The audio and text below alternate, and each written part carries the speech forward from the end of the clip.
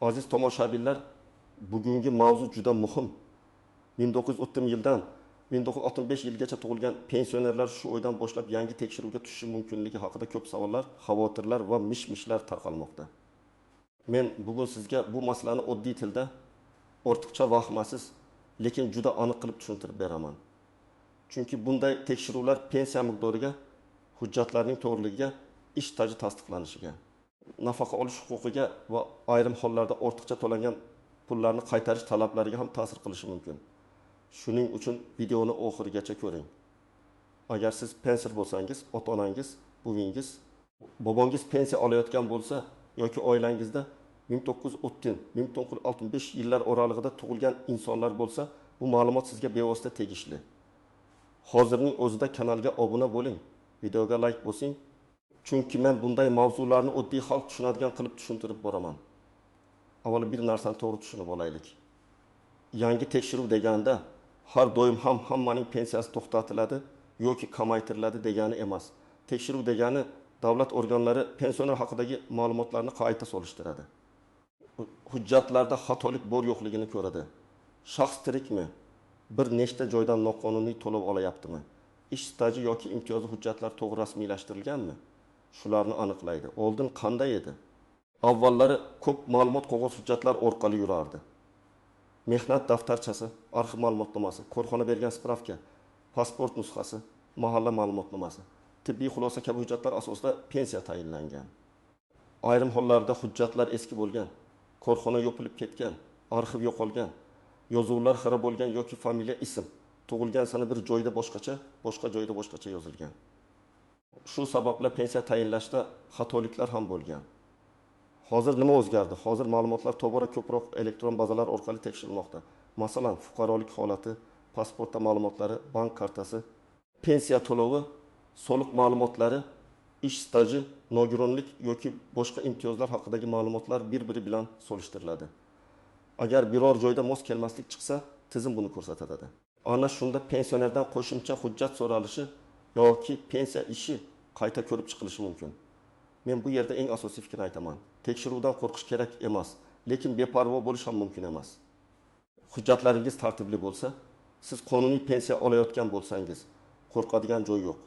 Lekin hujjatlarda eski xato bo'lsa, staj noto'g'ri kiritilgan bo'lsa, familiya almashgan bo'lsa yoki biror ma'lumot bazada chiqmayotgan bo'lsa, bu masalani vaqtida tuzatish kerak.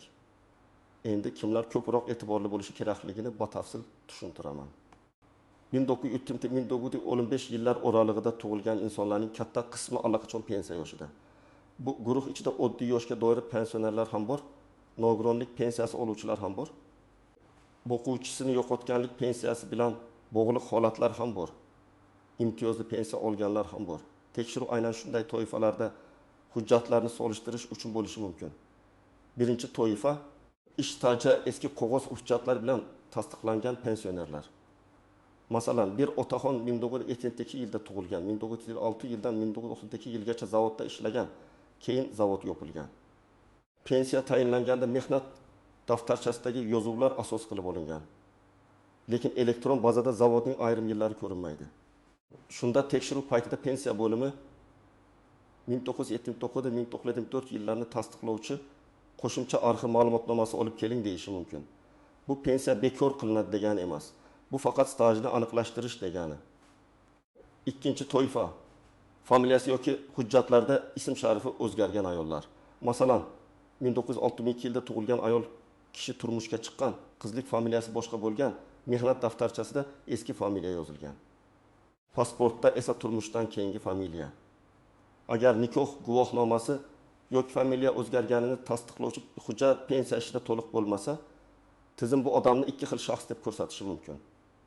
Shunda ayolda nikoh guvohnomasi, fodagayyo ma'lumotnomasi yoki familiya o'zgarishini tasdiqlovchi hujjat so'raladi dedi. Uchinchi toifa chet elda yashab kelgan yoki vaqtincha chetga chiqib ketgan pensionerlar. Ba'zi pensionerlar farzandlari yoniga boshqa davlatga borib keladi. Ayrim davlatlarda uzoq muddat qolgan bo'lsa, pensiya to'lovi bo'yicha qo'shimcha aniqlashtirish bo'lishi mumkin. Masalan, pensioner 6 oy yoki 1 yil davomida mamlakatda bo'lmagan, lekin pensiya kartasidan pul yechilgan. Bu yerda savol tug'iladi. Pensionerning o'zi pulni ishlatganmi Ishonchnoma bormi? Karta boshqa odamda qolmaganmi? Shu sababli bank operatsiyalari va shaxsning holati tekshirilishi mumkin. 4-toifa nogironlik yoki imtiyoz asosida pensiya oladiganlar. Nogironlik muddati ba'zan doimiy bo'ladi. Ba'zan esa qayta ko'rikdan o'tishni talab qiladi. Agar tibbiy hujjat muddati tugagan bo'lsa, lekin bazada yangilanmagan bo'lsa, pensiya to'lovi vaqtincha aniqlashtirishga tushishi mumkin. Masalan, 1964 yilda tug'ilgan fuqaro ikkinchi guruh nogironlik bo'yicha pensiya oladi. Agar tibbiy ijtimoiy ekspertiza xulosasi muddati tugagan bo'lsa va yangi xulosa kiritilmagan bo'lsa, tizim buni ko'rsatadi. Bunday vaziyatda darhol tibbiy komissiyaga murojaat qilish kerak. 5-toifa. Bir vaqtning o'zida bir nechta to'lov olayotganlar. Ba'zan odam yoshga doir pensiya oladi. Yana boshqa bir yordam puli ham oladi. Hammasi ham noqonuniy emas. Lekin ayrim to'lovlar bir-biri bilan bir vaqtda berilmasligi mumkin. Masalan, bir fuqaro pensiya oladi, shu bilan birga eski asosda tayinlangan bir nafaqa ham kartaga tushib keladi. Tizim buni aniqlasa, qaysi to'lov qonuniy, qaysi biri bekor qilinishi kerak degan savol ko'riladi. Shuning uchun odamlar menga pul tushyapti, demak hammasi to'g'ri deb o'ylamasligi kerak. Ba'zan xato to'lov keyin ortiqcha to'lov deb hisoblanishi mumkin. Endi aniq misollar bilan tushuntiraman. Masalan, 1955 yilda tug'ilgan bir ayol 28 yil ish staji bilan pensiyaga chiqqan. Pensiya hisobida har oy 1.900.000 so'm oladi. Tekshiruv paytida uning 5 yillik ish staji arxivda tasdiqlanmay qolsa, pensiya miqdori qayta hisoblanishi mumkin. Agarkin hujjat topilsa, pensiyaga to'g'rilanadi. Demak, muammo hujjat yo'qligida, odamning pensiya olish huquqi yo'qligida emas. Yana bir misol. 1960 yilda tug'ilgan erkak kishi har oy 2.400.000 so'm pensiya oladi. Uning mehnat daftarchasida 1902-1909 yillar orasidagi yozuvda muhr xira korxona nomi noto'liq. Elektron tekshiruvda bu davr tasdiqlanmaydi. Agar u arxivdan ma'lumot olib kelsa, muammo hal bo'ladi. Agar olib kelmasa, ayrim yillar hisobdan chiqarilishi ehtimoli bor. Shuning uchun hujjatni kechiktirmaslik juda muhim. Yana bir hayotiy holat. 1948 yilda tug'ilgan buvining pensiya kartasi o'g'lida turadi. Buvining o'zi qishloqda, o'g'li shaharda. Pulni o'g'li yechib, dori-darmon olib beradi. Agar tekshiruv paytida kartadan doim boshqa hududda pul yechilayotgani ko'rinsa, savol tug'ilishi mumkin. Bu jinoyat degani emas, lekin ishonchnoma bo'lishi. Pensionerning roziligi borligi, pul pensioner ehtiyoji uchun ishlatilayotgani aniq bo'lishi kerak. Aks holda oilaviy nizolar yoki noqonuniy foydalanish gumoni paydo bo'lishi mumkin. Kimlar xavotir olmasligi kerak. Agar sizning pasport ma'lumotlaringiz to'g'ri bo'lsa, pensiyangiz bank kartangizga o'zingizning nomingizda tursa, hujjatlaringiz pensiya bo'limida bor bo'lsa, ish staji to'liq tasdiqlangan bo'lsa, boshqa noqonuniy to'lov olmayotgan bo'lsangiz, vahima qilishga asos yo'q.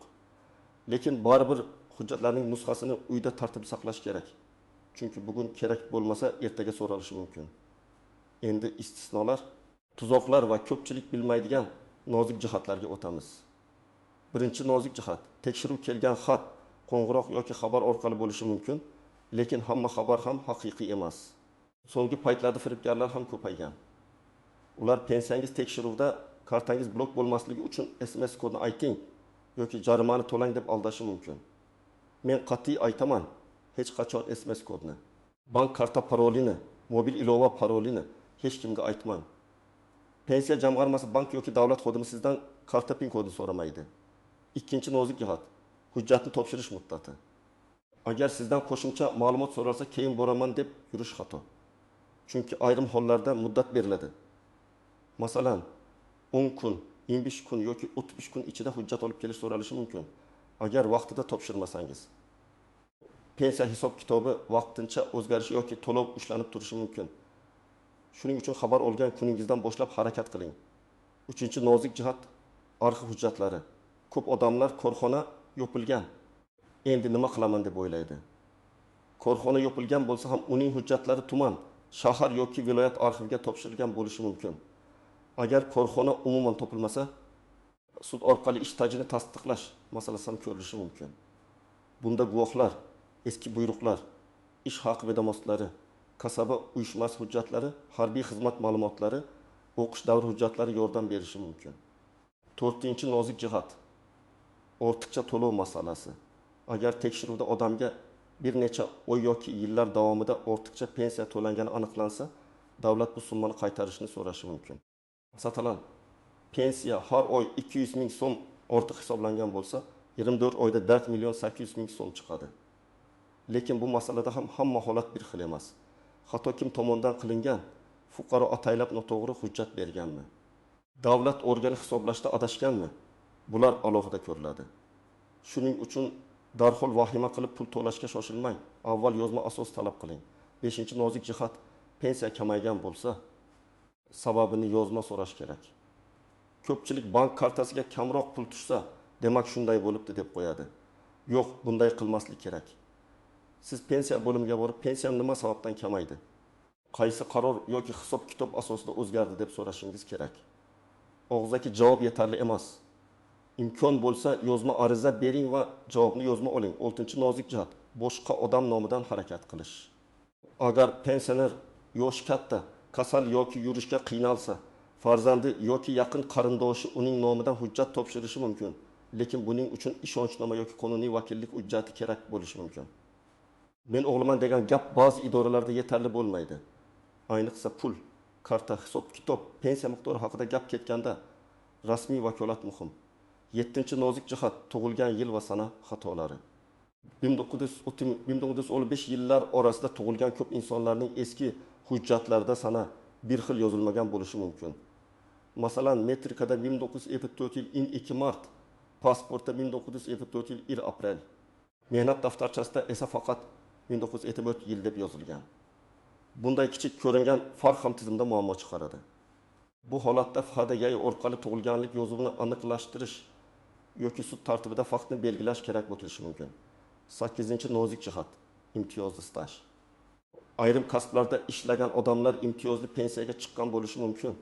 Og'ir mehnat, zararli sharoit, tibbiyot, ta'lim, harbiy yoki unga tenglashtirilgan xizmatlar.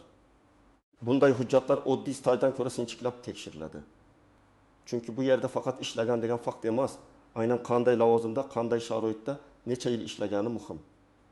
Masalan, korxonasida ishlagan odamning oddiy omborchi bo'lgani bilan yer osti ishchisi bo'lgani pensiya hisobida bir xil emas. Endi men sizga aniq qadamlarni aytaman. Birinchi qadam, hujjatlaringizni yig'ib bitta papkaga soling. Pasport yoki ID karta nusxasi, pensiya guvohnomasi, arxiv ma'lumotnomalari, nikoh yoki ajrim guvohnomasi, familiya o'zgargani tasdiqlovchi hujjat, nogironlik xulosasi, bank rekvizitlari, harbiy bilet. O'qish davri hujjatlari bo'lsa, hammasini tartiblang. Asl nusxalarni alohida saqlang. Ikkinchi qadam, pensiya miqdorini tekshiring. Har oy qancha tushayotganini yozib boring. Yanvarda 2 million 1 ming so'm, fevralda 2 million 1 ming so'm, martda birdan 2 million 7 ming so'm tushsa, sababini aniqlang. Bankdan ko'chirma olish mumkin. Mobil ilovadan skrinshot qilish mumkin. Lekin eng muhimi, pensiya bo'limidan hisob-kitob asosini so'rash. 3-qadam, agar sizga xabar kelsa, avval uning haqiqiyligini tekshiring. Rasmiy raqamga qo'ng'iroq qiling. Mahalliy pensiya bo'limiga boring yoki rasmiy portal orqali tekshiring. Begona odam yuborgan havolaga kirmang. Kartangiz bloklandi degan qo'rqitishga ishonmang. Davlat organlari odatda rasmiy tartibda xabar beradi. Firibgarlar esa shoshiltiradi, qo'rqitadi va kod so'raydi. 4-qadam, pensiya bo'limiga borganingizda og'zaki gap bilan cheklanib qolmang. Agar muammo bo'lsa, ariza yozing. Arizada shunday mazmun bo'lishi mumkin: mening pensiya to'lovim bo'yicha tekshiruv yoki qayta hisob-kitob sabablari haqida yozma ma'lumot berishingizni so'rayman. Arizaga sanab qo'ying. Nusxasini o'zingizda qoldiring. Qabul qilinganini tasdiqlovchi belgi yoki ro'yxat raqamini oling. 5-qadam, arxivga murojaat qilishdan qo'rqmang. Agar sizga falon yillardagi ish stajingiz tasdiqlanmagan deyishsa, qaysi yil, qaysi korxona, qaysi lavozim haqida gap ketayotganini aniq yozdirib oling. Keyin arxivga shu ma'lumot bilan boring. Men 1997 yillarda falon korxonada falon lavozimda ishlaganimni tasdiqlovchi ma'lumotnoma so'rayman deb ariza yozing. Qancha aniq yozsangiz, topish shuncha oson bo'ladi. 6-qadam, agar pensionerning o'zi bora olmasa, vakillik hujjatini rasmiylashtiring. Farzandlari ko'pincha ota-onasiga yordam beradi. Bu yaxshi. Lekin hujjat masalasida hammasi qonuniy bo'lishi kerak. Ishonchnoma orqali banksiya bo'limi, arxiv va boshqa idoralarda ish yuritish osonlashadi. Ayniqsa pension yotoqda bo'lsa yoki uzoq hududda yashasa bu juda kerak. 7-qadam. Agar pensiya kamaytirilgan yoki to'xtatilgan bo'lsa, darhol shikoyat tartibini o'rganing. Avval tuman yoki shahar pensiya bo'limiga murojaat qiling. Jobdan norozi bo'lsangiz, yuqori turuvchi tashkilotga yozing. Zarur bo'lsa, yurist bilan maslahat qiling. Ayrim holatlarda sudga murojaat qilish kerak bo'ladi. Men bu yerda eng muhim narsani aytaman. Hujjatsiz bahslashish qiyin. Yozma dalil bilan esa huquqingizni himoya qilish ancha oson. 8-qadam. Oilada pensioner bor bo'lsa, unga yordam bering. Ko'p yoshi katta insonlar davlat idoralariga borishdan tortinadi. Xat kelganini tushunmaydi. Telefon firibgariga ishonib qolishi mumkin. Farzandlar, nevaralar, qo'ni-qo'shnilar bunday paytda befarq bo'lmasligi kerak. Birgalikda hujjatlarni ko'rib chiqing. Karta xavfsizligini tushuntiring. Hech kimga kod aytmaslikni qayta eslating. Men yana bir muhim maslahat beraman. Hech kimga pul berib tekshiruvdan chiqarib qo'yaman. Pensiyani oshirib beraman. Arxivsiz staj qo'shib beraman degan gaplarga ishonmang. Bunday takliflar ko'pincha firibgarlik yoki noqonuniy holat bo'ladi. Pensiya masalasi hujjat, qonun va rasmiy hisob-kitob bilan hal qilinadi. Pul berib hal qilishga urinish keyinchalik katta muammoga olib kelishi mumkin.